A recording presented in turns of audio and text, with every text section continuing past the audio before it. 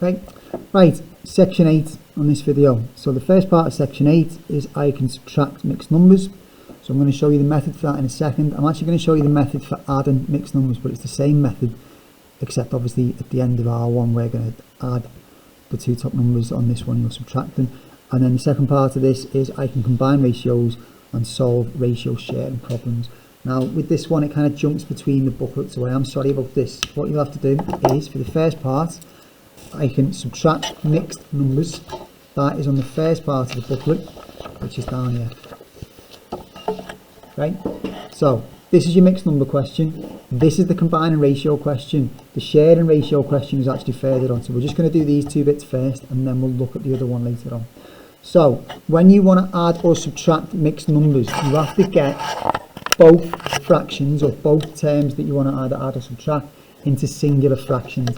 That means converting the mixed number into an improper fraction. Now remember that 3 4/5 means 3 wholes and then 4/5 of a whole. And because we're dealing in fifths, we don't know how many fifths this is in total.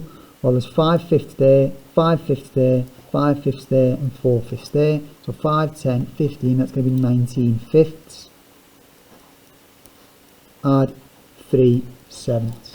Now when we get to this part, what we need to do, we can't add these fractions now because they haven't got the same denominator. So we need to do a little bit of cross multiplication to get them into the same denominator. So I'm going to do 5 times 7, which is going to give me 35 on the bottom of both fractions. 5 times 3, which is 15, and then 7 times 19, I'm going to do that here. 7 times 9 is 63, 7 times 1 is 7, add 6 is 14, it's going to be 143.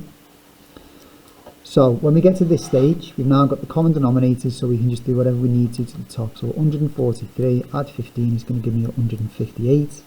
So 158 over 35, and then we need to divide this and write the remainder. So let's count up in 35s. 35, 70, 105, 140, and then that would then go to 175, wouldn't it? So it's going to be 4. Remember that was 140, so that's 18 left over. So that's 4 and 18 over 35 for that one.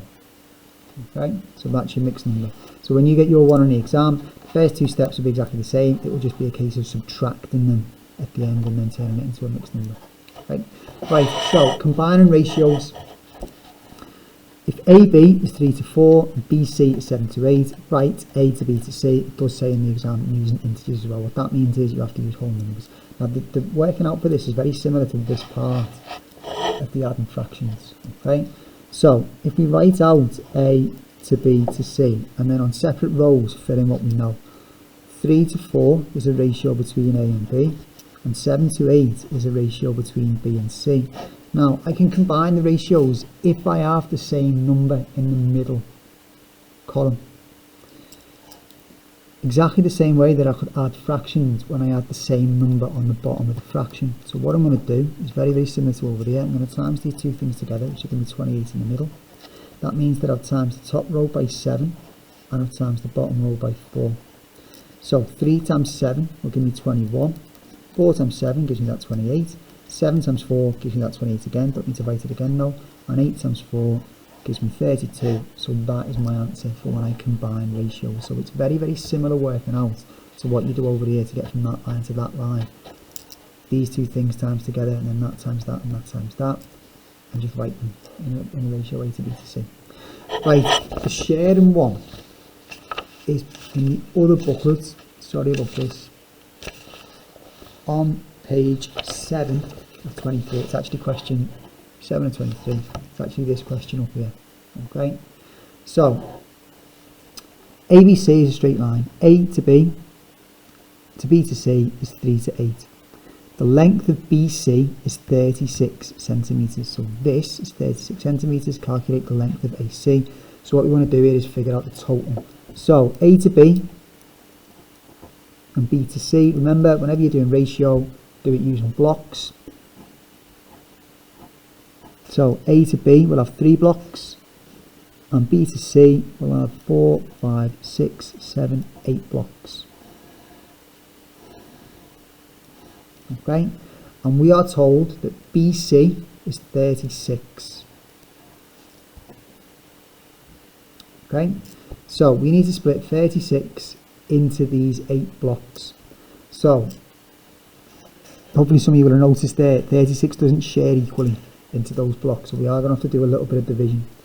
So 8 into 36, 8 into 3 won't go, 8 into 36 will go 4 times with 4 left over. So I'm going to put a 4 there, I'm going to put a decimal point up there because I know I'm going past the units column, fill in a 0, 8 into 40 goes 5 times, so I've got 4.5 in every single block.